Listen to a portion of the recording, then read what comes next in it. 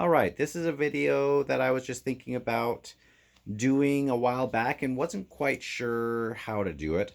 Not reading Toll the Hounds for a couple days. I'm halfway and I wanted to just kind of let the dust settle because a lot has happened. But this is, I listened to AP Canavan, or I might have gotten the name. I'm sorry. A Critical Dragon. He put out a video, and it's about it was about the pretentiousness in uh, literature and stuff like that, and he went into some of that.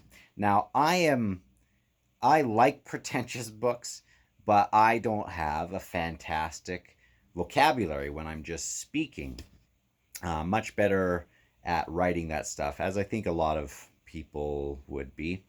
But something that I also, it got my mind going. Like, why do I just highlight these books so much? Now you can see how much I'm highlighting and stuff, and even if I wasn't going back into to do these videos. I mean, they do help when I'm doing these videos, like the analysis and stuff. But even if I wasn't, I would be highlighting because what that is, and using this red pen in the margins is, I think they call it marginalia, which sounds like it sounds like some kind of thing that you don't want to be. I don't want to be a marginalist, but I am. I'm a marginalist, and I'm coming out to you guys as one. But what that is I really write in the margins a lot, even if I don't plan on rereading that book. Almost, I might never reread it again. I might never review it, but by putting that ink to paper, my ink to paper, it is kind of capturing where I'm at. And by writing, I've always been kind of a journaler, and I am much better at processing thoughts at the end of a pen than I am just thinking about it. And when I just think about it, I realize how unrefined my thoughts are until I put them to paper. So some of the stuff that I will write in the margins will be just reactions to things or connections to things. Sometimes there will be a great paragraph and some great internal stuff going on, and as if the character was, as if the author was continuing on with it, I will put in my 2 cents, and as if I was writing it. So kind of riding the wave of what he was writing and seeing where my thoughts would go if I was to continue with that. Obviously, that doesn't make it canonized, because my thoughts would go way different than someone else doing the same thing. But I see it as more of an exercise, and I think it is a compliment to Steven Erickson that that's the best compliment I could give him. That even deep into this series, by book 8, I'm still doing this. I'm still doing this. Now, in the last half of some of these books, I just put down the pens and I just read it because, I've done doing the processing on the themes and stuff, and I just want to read the book. But often near the end, I'll write a little thing of what I got out of it, and um, really enjoy doing that. That's also a reason, I do the same things with stuff like Moby Dick. I wrote in that a ton with Dracula, and something that AP brought up is that people's we kind of see works with a good vocabulary, like Steven Erickson's, and we kind of view it as pretentious sometimes. We review some of the literary classics from the 1800s as pretentious, but he brought up a good point that even if you read the letters of regular Civil War folk writing to their family, it comes off with this very flowery, pretentious sort of prose. They had a different, I think they had a different command over language. At least the ones that seem to be writing a lot of these letters. I'm sure there were some doofuses that would write idiot, dumb letters too. You know, the way I talk.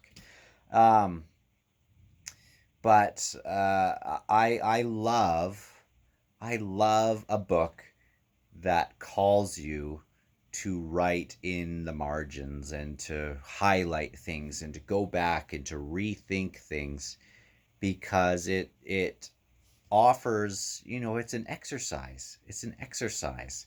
And for me, I enjoy the journey. It's not so much that we couldn't read these books, or I couldn't read Memories of Ice, for example, which was the first one I really, really marked in this series. It's not like I couldn't just read that and enjoy it. But by going back and doing that, um, I was just I was just enthralled. How's that word?